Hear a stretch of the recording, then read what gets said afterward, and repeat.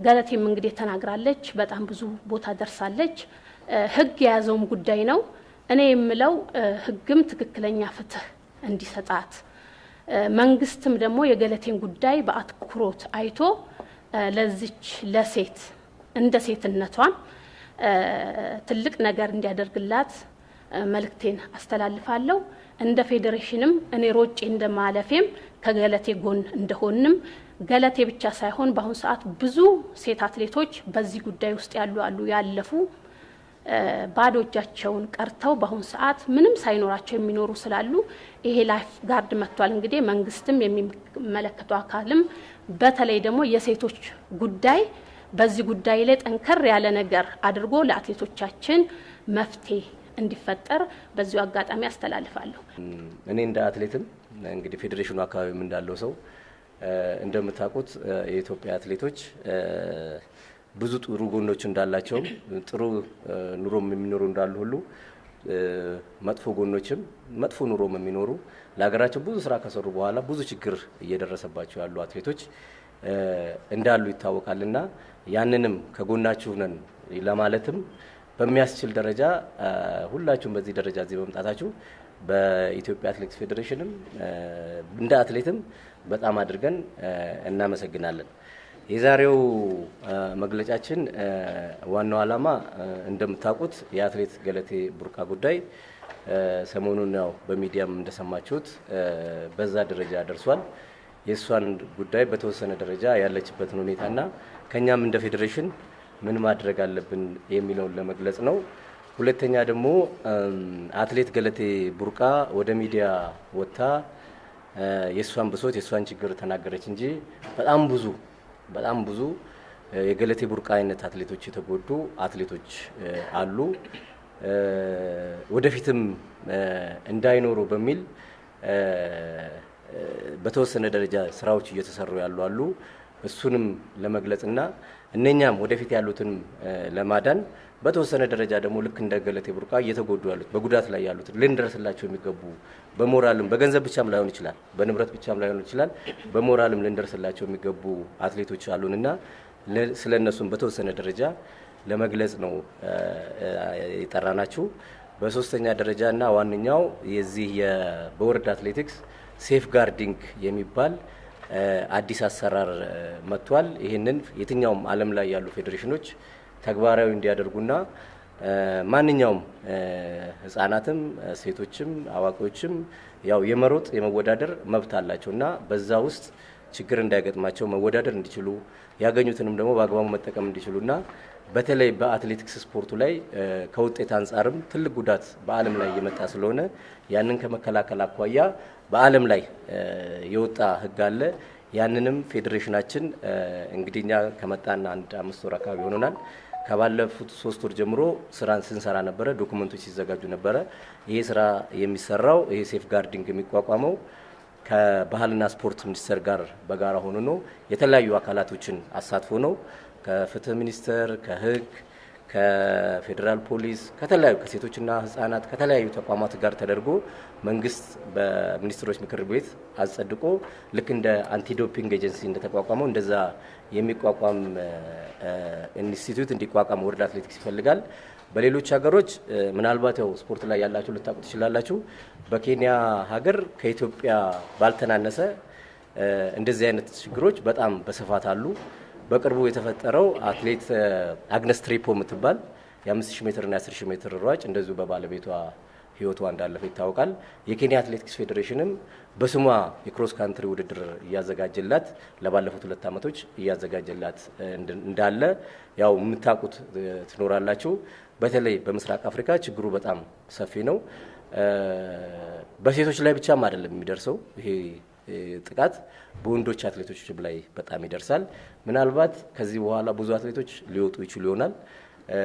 እኛም እንደ ተቋም ስላልሰራንበት ይሄ ተቋምም ስላልተቋቋመ የቅሬታ ሰሚም ቢሄዱም ቢጮሁም ሰሚም ስለሌላቸው ሁሉም አትሌቶች አንገታቸውን ሰብረው በቤታቸው ችግራቸውን ተቋቁመው ነው ያሉትና ብዙ ችግሮች እንዳሉ እንድትገነዘቡ ያስፈልጋል። ይሄን ችግር ደግሞ የምንወጣው አትሌቶቻችን ከዚህ ችግር የሚድኑት ውጤታቸውም ጥሩ የሚሆነው የህዝቡም የሚዲያም የመንግስትም ድጋፍ ሲኖር ነውና ይሄ በውጤት ላይም በሀገር ክብር ላይም በተለያዩ ነገሮች ላይ ትልቅ ተጽዕኖ እያሳደረ ያለ ነገር ነው።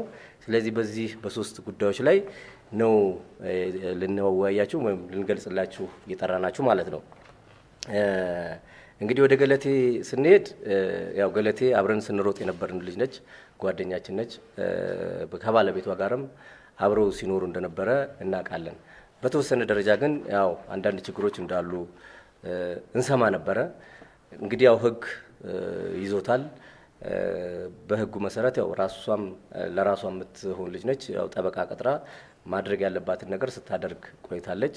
እንግዲህ እኛ አትሌቶች ያው በብዛት አብረንም አንቆም ለብቻዋም ስለነበረች በተለያዩ ነገሮች እዚህ ደረጃ ላይ ደርሳለች እና ገለቴ ብዙ ነገሮችን እንዳሳለፈች ከሷም ለመረዳት ይችላል እና አሁንም ከዛ ችግር ውስጥ እንዳልወጣችና በተለያዩ መልኩ ድጋፍ እንደሚያስፈልጋት ተረድተናል። አሁን እንግዲህ ያው ከሩጫ ኦልሞስት ወደ መውጣቷ ላይ ነው። ባለፉት 1 አመታት ከትሬኒንግም በአግባቡ እየሰራች እንዳልሆነች ነው የነገረችን። ስለዚህ እኛ እንደ ፌዴሬሽንም ከጎኗ እንዳለን እንደ አትሌትም ከጎኗ እንዳለን ለመግለጽ ያው እንወዳለን ማለት ነው። የገለቴ ጉዳይ እንግዲህ ያው ህዝብ በዚህ ደረጃ ሰምቶታል። ፍትህን በተገቢው መልኩ የሞራል ግንባታንም በተገቢው መልኩ ከኛም ከኢትዮጵያ ህዝብም ታገኛለች ብለን እናስባለን። ከዛ ባለፈ ግን በጣም ብዙ ገለቴዎች አሉ። በጣም ብዙ አትሌቶች በዚህ ደረጃ የተጎዱ ከዛም በላይ የተጎዱ ሊኖሩ ይችላሉና እነኛንም የምናክምበትን ከዚህ በኋላ የራሳችንን ተቋም ፈጥረን የምንከላከልበትን በተለይ ከባህልና ስፖርት ጋራ ጥሩ ግንኙነት ነው ያለን። ስለዚህ ጉዳይም አስረድተናቸው ተቀብለውታል። ኬንያ ይሄን ሴፍ ጋርድ አቋቁመው በአግባቡ እየሰሩበት ነው። ለምሳሌ ባለፈው የወርልድ ኢንዶር ቻምፒዮንሺፕ ናንጂንግ ላይ በተደረገው ላይ እንደ አንድ ቲም ነው ከሴፍ ጋርዲንግ ተብሎ ቲም ውስጥ ሄዶ ውድድር ላይ አትሌቶች ላይ በደል እንዳይደርስ በሚል እየሰሩበት ያለው ማለት ነው። ስለዚህ የኛም እስከዛ ድረስ መስራት ያስፈልጋል። እንግዲህ ባለቤቶቹ ያው በዝርዝር ይገለጻሉ ማማን ናቸው እዚህ ውስጥ ተካተው ይሄንን የአትሌቶችን ከውድድርም ከውድድር በኋላም በውድድር ላይም የሚደርስባቸውን ችግር ሊታገልላቸው ሊያስተካክልላቸው የሚገባው የሚለውን በሂደት ከመንግስት ጋር ሆነን የምንገልጽላቸው ይሆናል። በአጠቃላይ ግን ያለው ይሄ ነው። እኛ እንደ ፌዴሬሽንም እንደ ግልም ከአትሌት ገለቴ ቡርቃ ጎን ነን። ከሌሎችም ጋራ ደግሞ የተጎዱ ብዙ አትሌቶች እንዳሉ እናውቃለን። ለነሱም ከኛ የሚጠበቀውን ነገር ለማድረግ የምንችለውን ነገር እናደርጋለን። እናንተም ግን እንደ ሚዲያ የኢትዮጵያ ሕዝብም ከጎናችን እንዲቆም በዚሁ አጋጣሚ መልእክታችንን እናስተላልፋለን ማለት ነው። ስለዚህ ብዙ ገለቴዎች አሉ። የገለቴም ጉዳይ አለ። አብረናት ነን ያለ ነው። ከዚህ በኋላ ለሚደርስባት ነገር ምንችለው እንደ ፌዴሬሽን አብረናት እንቆማለን ማለት ነው። ሌሎችም ደግሞ ብዙ አትሌቶች አሉ። እነሱንም በምንችለው ለማገዝ ጥረት እናደርጋለን ማለት ነው። ከዚህ እኔ ይሄንን ካልኩኝ ዶክተር አያሌው አጠቃላይ ስላሉት ሁኔታ እሳቸው አብዛኛውን የአትሌት ችግር ያውቃሉ። አብዛኛው ከአትሌቱ ጋር የኖሩ ሰው ናቸው። የአትሌት ችግር ያውቃሉ። ይሄን ሴፍ ጋርድም በእነሱ በኩል ነው ለነሱ ነው የመጣው። በእነሱ በኩል ነው ጥናቱ ተጠንቶ ዶክመንት ተዘጋጅቶ የየሀገራት ተሞክሮ እንትን ተብሎ ያው ለባህልና ስፖርት ሚኒስቴር ተሰጥቶ ባህልና ስፖርት ሚኒስቴር ደግሞ ከተገቢው ከሚመለከተው አካል ጋር ሌሎች ሀገሮች ባደራጁት ልክ ማለት ነው ተደራጅቶ ወደ ስራ እንዲገባ ያው ጥረቱ ተጀምሯል። እንግዲህ 3 ወር አካባቢ ሆኖናል። ዶክመንትም አንዳንድ ነገሮች ስናዘጋጅ እንግዲህ ወደ ባህልና ስፖርት በቃል ደረጃ ተወያይተናል። በዶክመንት ደረጃ ግን ተሰናድቶ ምን ተብሎ ለአትሌቶች ገልጸን ወደዛ እንወስዳለን ማለት ነው። እነሱ ደግሞ ከኛ ጋር ሆኖ በተለይ የሚመለከተው የኢትዮጵያ ኦሎምፒክ ኮሚቴ ነው። ያው ፌዴሬሽኑም አንዱ አጥቂ ነው ተብሎ በሌሎች ሀገሮች ስለሚታሰብ ማለት ነው ሊያጠቃ ይችላል ተብሎ ስለሚታሰብ ሁሉንም እንዲቆጣጠር ተብሎ ነው። በአጠቃላይ ግን ይሄ ሴፍ ጋርድ ሲቋቋም ለአትሌቲክስ ብቻም ሳይሆን ለብዙ ስፖርቶችም ጭምር ነው በየሀገራት የሚሰራበት ማለት ነው። እና ችግሩ በጣም ሰፊ እንደሆነ እንድትገነዘቡ ነው። ለኔ የሀዘን ቀኔ ነው። ከ30 ዓመት በላይ ነው እዚህ አካባቢ የቆየሁት።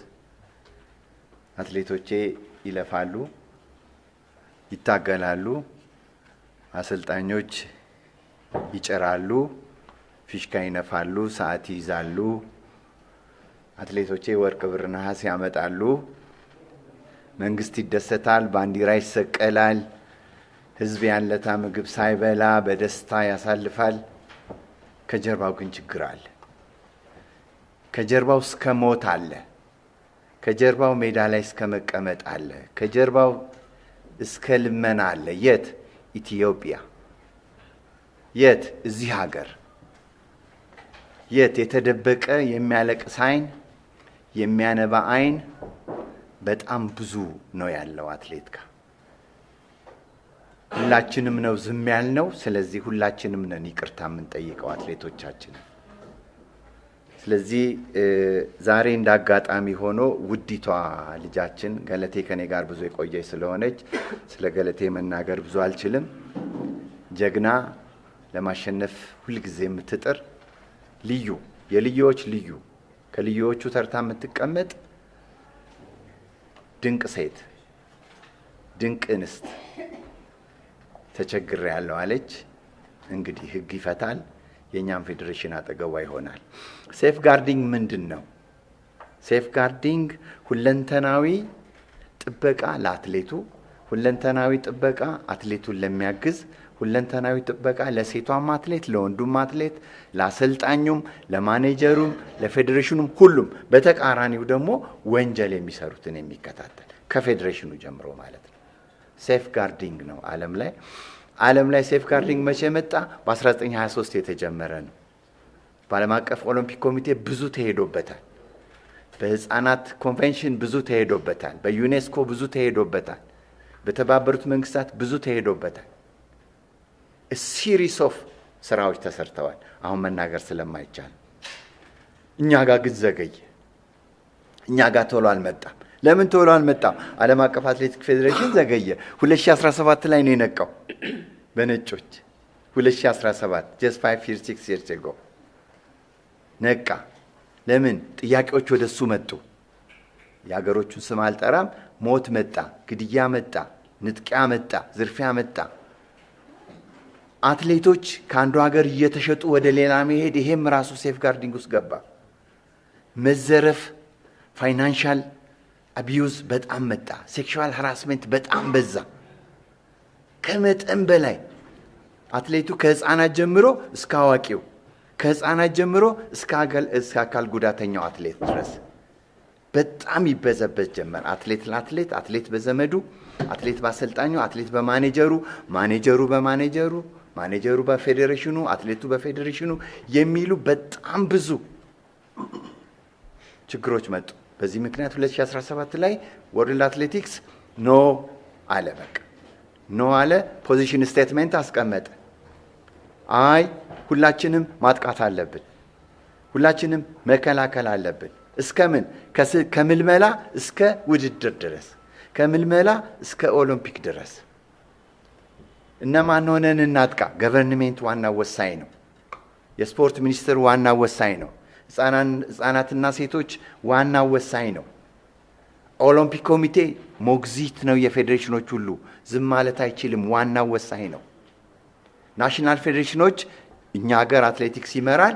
አትሌቲክስን ይዞ ሌሎቹንም፣ ምክንያቱም ሃራስመንት አቢዩዝ ወንድንም ሴትንም በማንኛውም እድሜ ያለን ስለሚያጠቃ፣ ስለዚህ ወርልድ አትሌቲክስ ኖት ላክ ተዘጋጁ።